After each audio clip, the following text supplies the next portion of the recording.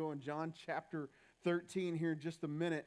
But before I do that, I just want to just talk Thanksgiving. We finished up this long Thanksgiving weekend, right? I'm sure we've all eaten well over the past week, right? Yes, good. Now, my question is, as we kind of talk about eating, since we talked about it last week, and if you hadn't figured this out and you want to catch up on any of the past messages, we've got some archive messages on YouTube, and go find those things out. And if you are having trouble finding that link, you can find that through one of our emails. And if you want to be on an email list, you're going to have to get, we got you down a whole rabbit trail of things. You just go get online somehow and find us, okay?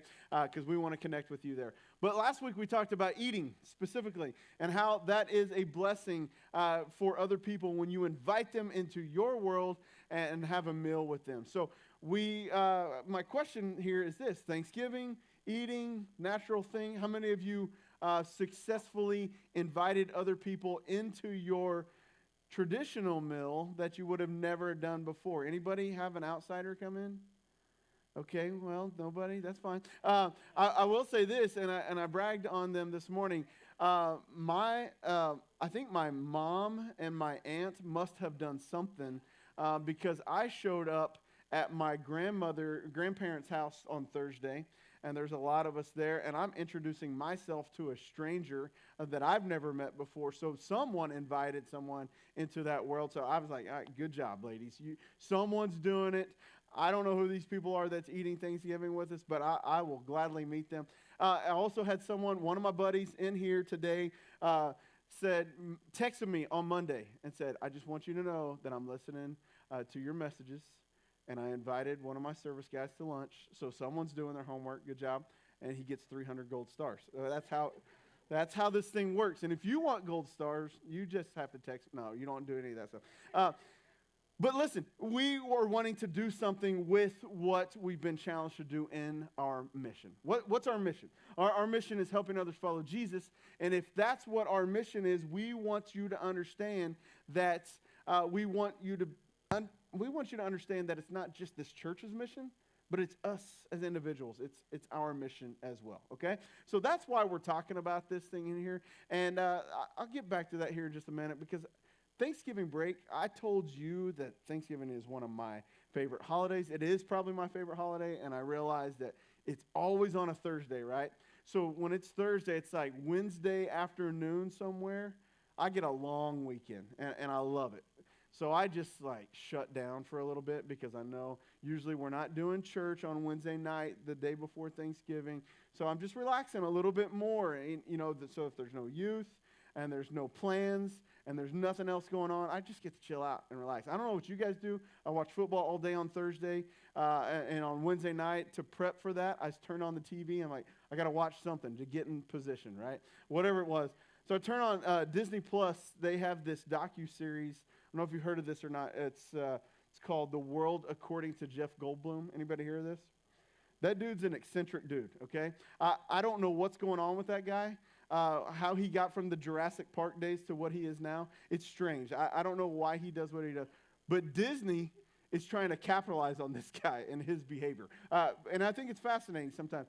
So they do this series, and they're picking out these different things, like whether they're doing a whole episode of 40 minutes on ice cream and why it's a worldwide favorite, or sneakers, or this one specific episode I saw was on denim.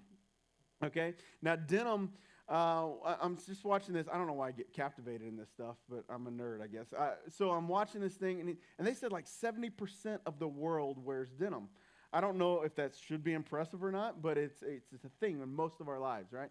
I would venture to guess that probably the majority of us in here today have denim on. I don't know. This has nothing to do with the message, but I'll get there. But with this, he goes and he kind of searches out where it started and how it's a thing and how it's made. So he finds his way to this Levi's factory, as you should if you're talking about denim. And in this factory, there's this one, I don't know if he's like a denim master or whatever. I don't know I'm just going to call him denim master. But he's dropping these jeans into this blue, like a 50-gallon drum of blue ink. It doesn't just come that way, right? The cotton's all woven together and it's creating this pattern. But they dye it with this blue ink. And inevitably, when he pulls this stuff out over and over again, he's got this ink just caked on his hand. And I could see it whenever he met Goldblum, and he's shaking his hand, and it's all nasty. And I'm like, this guy does this because he wants to do it. But he continues to do it. And he points out, Jeff Goldblum points out how his hands are a mess. And he goes, yeah, it's just part of the job. And he goes, hey, you should try it. And I just remember him putting his pinky in there, freaking out or whatever. Some of us don't like nasty, dirty jobs, but some people choose to do it. Like, this guy chose to do it. You remember that show that Mike Rowe did, the Dirty Job show? There are nuts people out there choosing to do dirty, nasty things all the time. And it's okay. Some of us love it, and some of us are, like me, might shy away from it if I don't have to. If I have to, I'll do it. Part of my job is not a dirty job most of the time, but if I was told that you can go and tar and pitch roofs for a living, I probably wouldn't do it because I just don't want that mess, right? It's just the reality of our world is that there's going to be some dirty jobs like this. Most people don't want to get involved in gross stuff. But what we're going to talk about today, I told you I'm going to come back to this, okay? What we're going to talk about today is how Jesus got involved in a dirty, gross job. Now, you may not realize it all the time, but he did it.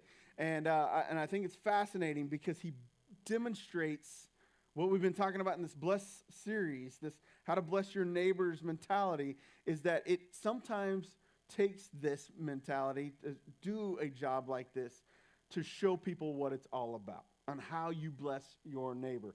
So we're in this series, How to Bless Your Neighbor, which is all about our mission, helping others follow Jesus. And what we've been telling you is that I'm sure you have people, and you've written them on these cards, right? We've been giving you these cards. If you don't have one of these cards, there's some back there. We've been asking you to write these things on these cards. Who is it that you can bless? Write down some names, and there's some people that have come to mind on these things. But what we've said in the midst of all this is that I think we all want these people to follow Jesus. And we hope that they follow Jesus. And we pray that they follow Jesus. People who are far from God, we would love for them to come into a relationship with God. But what we're trying to say here, and what we're trying to give you tools to do, is to get people to get you beyond hoping people follow Jesus to helping people follow Jesus. Which is why we're saying, hey, let's give you every tool that we can to put in your tool belt to go out and do this job. Because it is your mission and my mission, not just the church's mission. Not just our mission statement. We, as followers of Jesus, are called to bring other people into relationship with Jesus. That's what he told us to do. That's what we see. The very last thing that he says before he ascends into heaven, he's telling people to go and make disciples. And this is what our job is as disciples, as followers of Jesus. So that's why we're spending 5 weeks on this, because we want to move beyond hoping to helping. And too often, though, we just settle. And we want to challenge each other on this to try to get us to help live out this mission and be Jesus followers who are on mission, okay? So we've talked throughout, and on the other side of this card, we've talked about this acrostic. Blessing is not just a verb, what you do for someone or to someone. It's also an acrostic. And how we've said this can be a tool for you is to take practice in this blessing. And these 5 things are practices. And we talked about beginning with prayer, and it always begins with prayer. If you don't begin with prayer, you're not doing it right. And then we talked about listening in the same vein. And in both of those things, what you're doing is you're dying to self. We're dying to my will. I'm burying my will and putting God's will first, okay? That's when I begin with prayer. And the same thing when you're listening to others. I'm burying myself. I'm dying to self and putting others in front of me. So begin with prayer and listen. And last week we talked about eat. And whenever you gather around a table, there's an intimacy that's there, and there's relationships that are valued, and you move beyond acquaintance to true valued relationships. And when you invite people around that table, that's what happens. And then today, we're going to see this S, serve. This is what Jesus is showing us in John 13, and we're going to dissect this here in just a bit. But we're going to talk about serve. And I got to tell you, when it comes to people serving me, let me just be honest. When it comes to people serving me, I get a little uncomfortable. I don't know how you feel about that.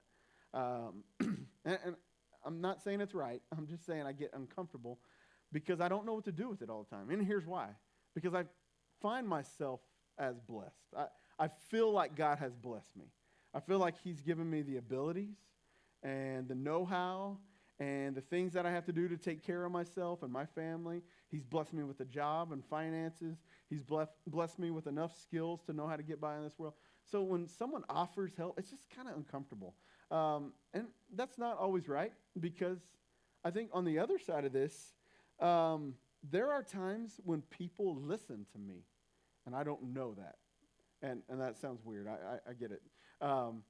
I'll be in a conversation with someone, one of my good friends or another leader somewhere here or there, and they're just digging into my life and my family's life, and I'm not trying to figure out their angle or anything, but out of nowhere may come a gift or a meal or a gift card or something else that has supplied us in ways that I really didn't expect. And truthfully, I'd be like, oh, you know what?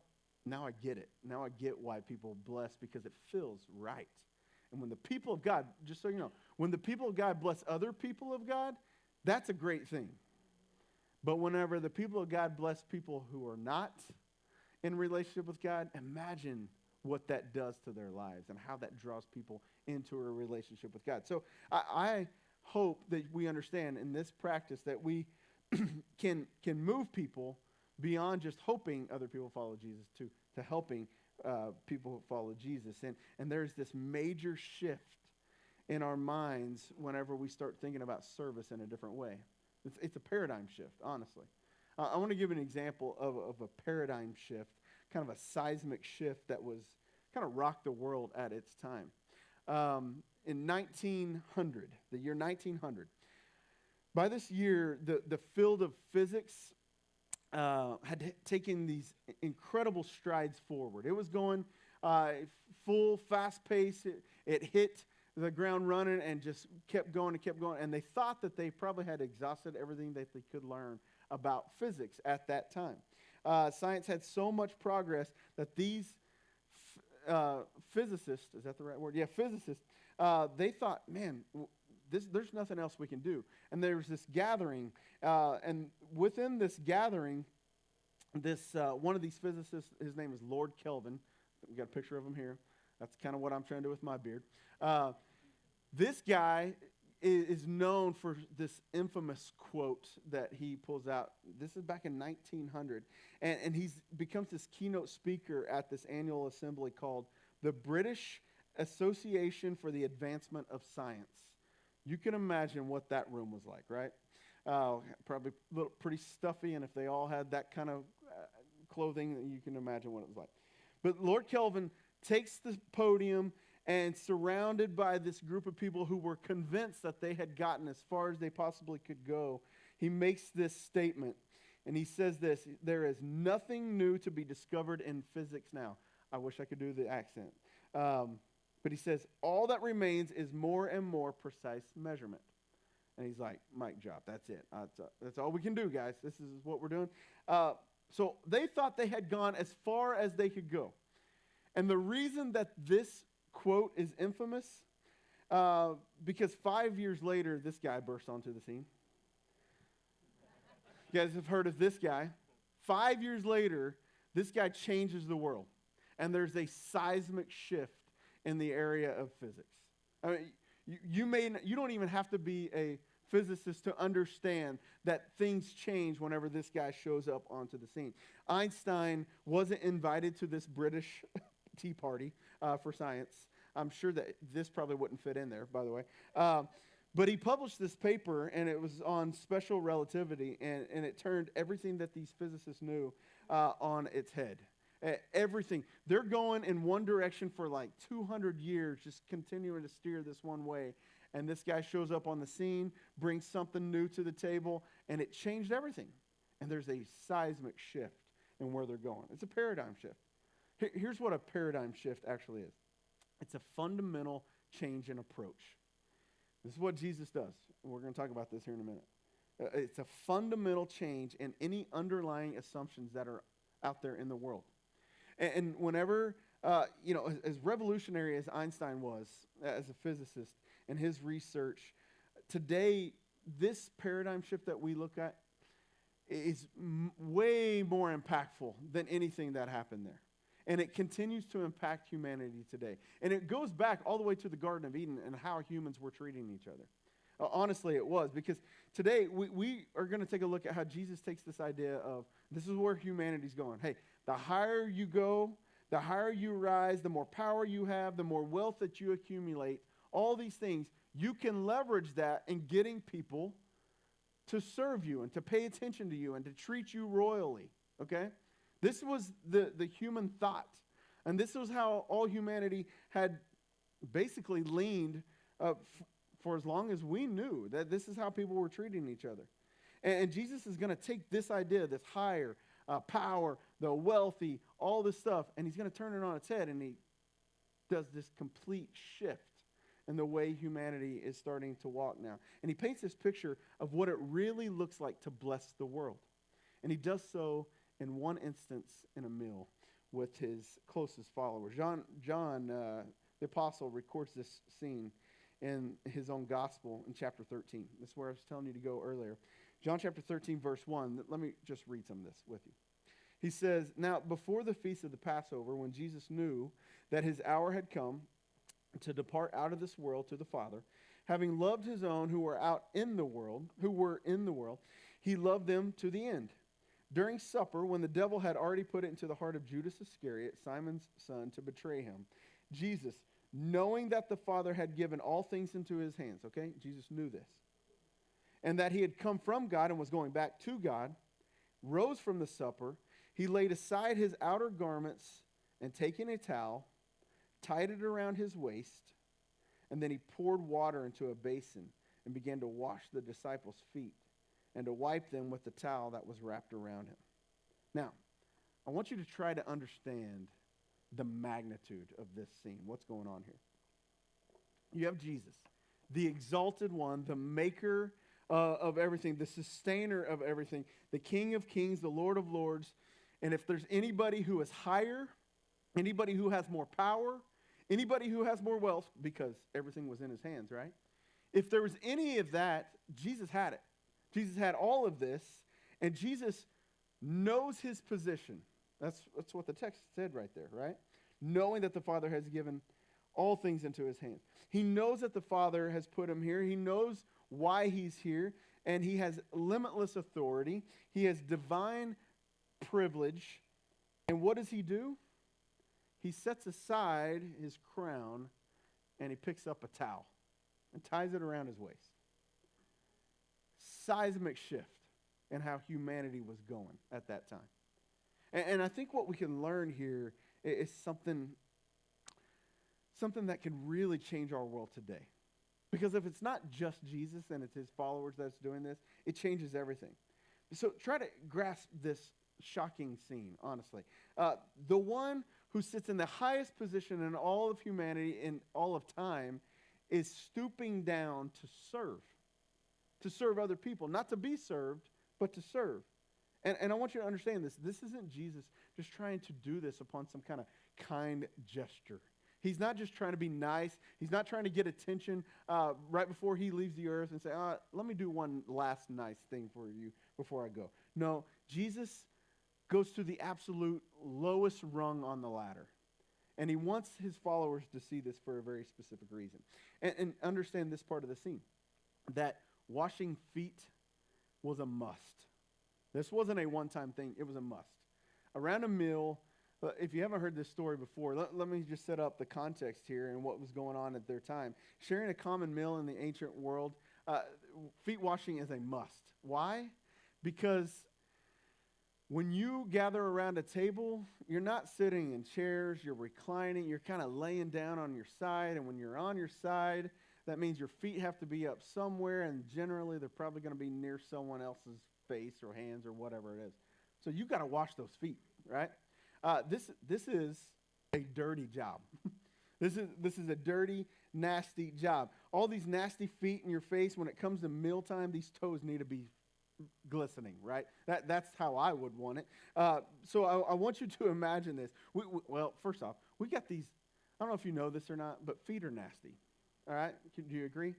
We got this little 3-year-old girl, all right? And I love her. I love her to death. But she wears these little boots that are like, they're fake Ugg boots, if you know what that is. But they got these little fuzzies inside of them. And she likes to wear them without socks because they're warm. Yeah, someone's right there with me already. And she wears them to school. And she goes out into the playground and she plays in them, and she's playing hard. She's a 3-year-old. She got more energy than any 41-year-old man ever has. And she's bringing all that with her in those boots. And whenever you take those boots off, please, God, don't let her take them off in the car because it's disgusting. If you don't know that feet are disgusting, she can do that in a moment with these boots in her feet. And it's not her fault. It's just feet. It's the way they are. Now, imagine this scene. These people don't have shoes. They have sandals. They don't have socks. They don't have toenail clippers. I know that's weird to think about. Or they bite. Anyway. It's disgusting. And Jesus lowers himself down. Actually, these disciples show up on the scene, and you know what they're thinking? They're going to a meal, and they're showing up in this upper room, and they're looking around and saying, all right, who's doing this? Who's washing the feet? There's nobody here to wash the feet.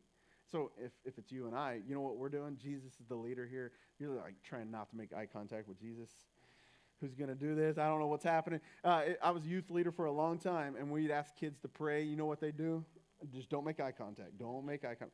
A lot of adults still do that to this day. Don't look at Ryan because he's going to ask someone to pray. Anyway, this is what's going on. They're like, hey, it's not going to be me. Honestly, if it were me, I'd just like, let's skip right over this. I don't care about the dirty feet. I'm going to act like I'm hungry so we don't have to worry about washing people's feet.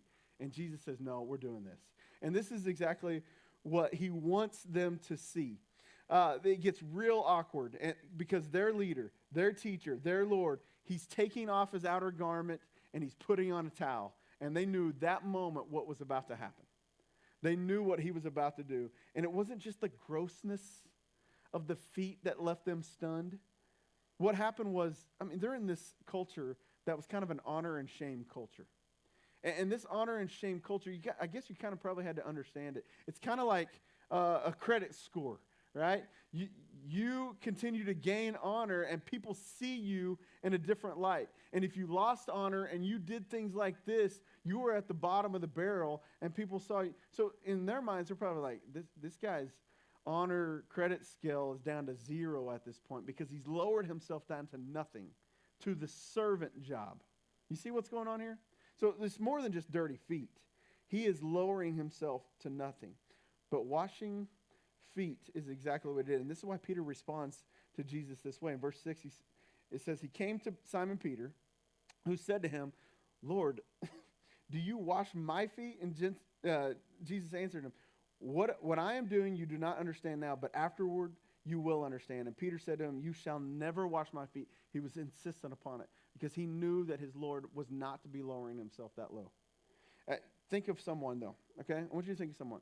Someone in power, someone you hold in high esteem, someone with a high status, and someone that has a higher status than you, and beyond your wealth, beyond your fame, whoever it is, and you have dinner, and they're over at your place. So imagine this, okay? They're over at your place, you have a nice dinner, and you're like, oh, I got to make sure everything's right, and you're trying to do everything correct, everything that you can. You finish with a meal. This person gets up from the table, they go to the restroom, and they start cleaning your toilet. This is what Jesus is doing. Like, no, don't clean my toilet. Don't even look at my toilet. But don't clean my toilet. You can't do that. That's not for you. We have kids to do that, or servants, or whatever. You don't need to be doing that. And this is what's going on here. Jesus, you're not supposed to do this. Get away from this type of job. But this is how Peter feels, probably 100 times worse. But what does Jesus say? He responds to Peter's refusal, and he answered him, if I do not wash you, you have no share with me. Simon Peter said to him, Lord, not my feet only, but also my hands and my head. And Jesus said to him, the one who is bathed does not need to wash except for his feet, but it's completely clean. And you are clean, but not every one of you. He's talking to somebody there, right? And Peter, really, at this point, he doesn't understand. He doesn't understand what Jesus is doing. But we know the rest of the story. For most of us who know the story of Jesus, you kind of understand what's about to happen. This is the night before he dies. In the very just few short hours before he dies, Jesus is going to be stripped of his dignity. He's going to be humiliated in front of all the crowds. And this time, though, with the violent force of others, he is forced to take off the crown and take up a cross, different than taking off the crown and taking up a towel. But he does so differently. And he lays aside everything, and he bears the full weight of our shame.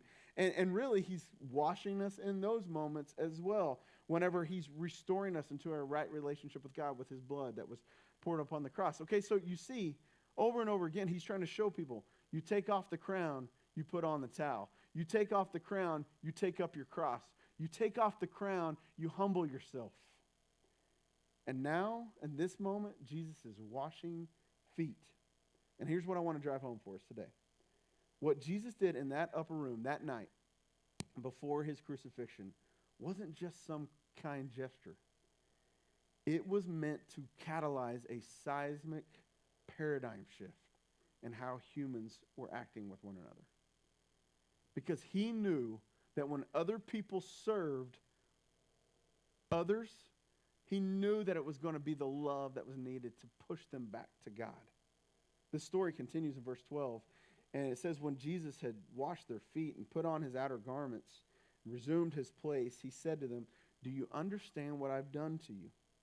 You call me teacher and Lord, and you are right, for so I am. If I then, your Lord and teacher, have washed your feet, you also ought to wash one another's feet.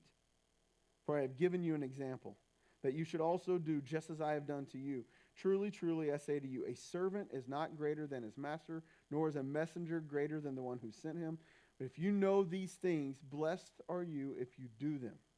And this message is pretty simple here. It's our turn. He says, I've done it for you. He went to the cross and said, I've done this for you, now you do it for others. You die to self. You take off the crown, you put on the towel. And this is what serving is all about. It may not look like a dirty job like washing feet, but it's definitely going to look like something that you might be uncomfortable doing every once in a while. It might pull you out of your comfort zone because of other people need it. God is calling us to serve in such a way that is loving to our neighbors, that is blessing our neighbors, that is pulling them back into a relationship with God. So in a world that believes, hey, the higher you are, the more power you have, the more wealth that you accumulate, Jesus is sitting here saying, hey, we're not supposed to be leveraging all that. We're supposed to flip that upside down. And he says it. He says it again in Matthew chapter 20. He says, it shall not be so among you. He says, whoever would be great must be your servant. And whoever would be first, it must be your slave. And even as the Son of Man came not to be served, but to serve, or to be served, but to serve, and to give his life as a ransom for many. So here's the deal. If you and I are going to carry out this mission, if we're going to move beyond just hoping people follow Jesus and helping others follow Jesus, we've got to live out these practices. We have to live it out. We don't hope it out. We've got to live it out. We got to take this to heart. And you really got to start. You know, this is what we figure out. We find this to be true. When you begin with prayer and you begin praying for God to reveal these people into your life, these people, these places, whatever it may be, when you begin praying that and you begin to listen to these people along the way, truly humble yourself and listen to people along the way.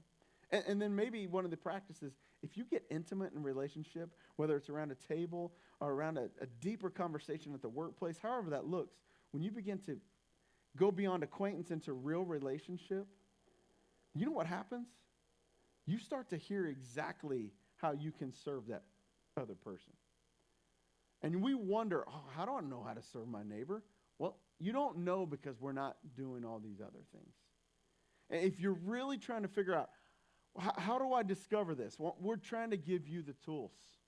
And we're trying to encourage you to begin. Just begin praying for these people that you write on this card. Just begin praying for God. If you don't have the people, for God to reveal who can be on the card. Begin listening and start to really get into the lives of other people by inviting them into your inner circle. You're going to show them that you love them. And then you show them even more whenever you hear all these things and how you can serve them. Once these practices are lived out, you can start to meet practical needs and be that blessing that they've never seen before in the world. That's what we're supposed to do as Jesus followers. Here's the thing. Serving the people doesn't mean that you have to put this on a calendar and say Tuesday at 3:30 p.m., I'm going to go bless this person. Doesn't mean that. Now, it doesn't hurt to say yes to a time slot to serve in a class and to bless people in this environment. It doesn't hurt to say yes to a Bible study. It doesn't hurt to say yes to blessing the community by doing a community service in this way or that way. But what it's really meant to be is as you go on in life, you just live it out. You become that blessing by living in service towards others, by taking off this crown and putting on the towel.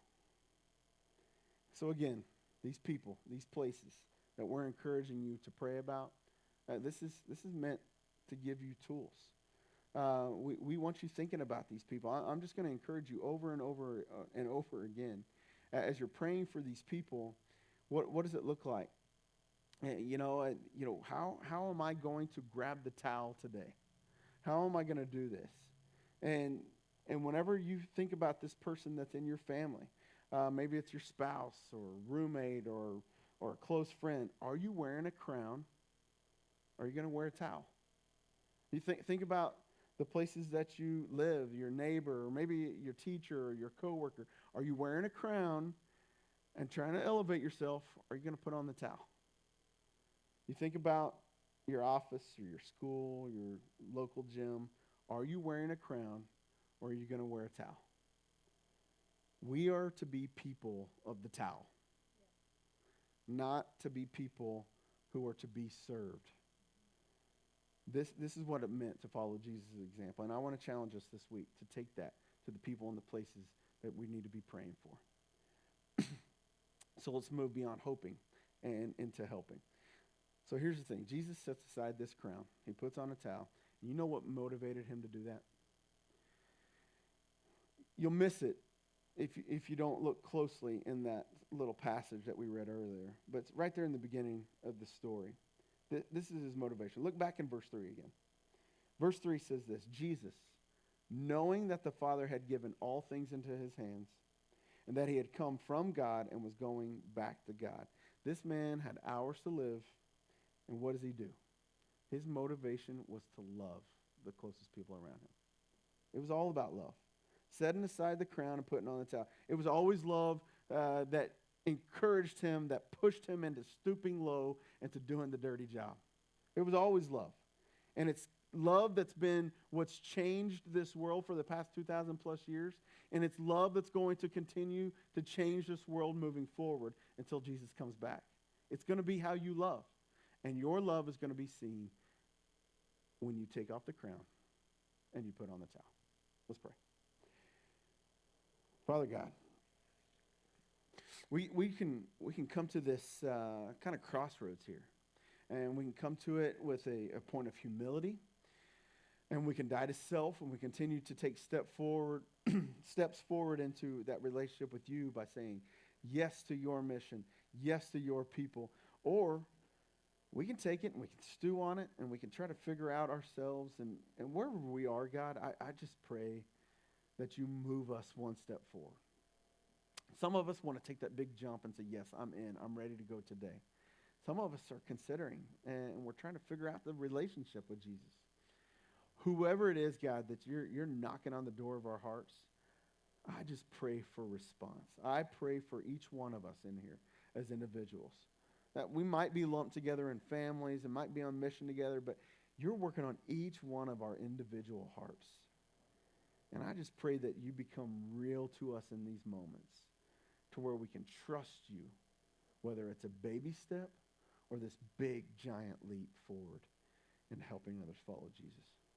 We thank you for allowing us to be on mission with you. It's in your son Jesus' name we pray. Amen.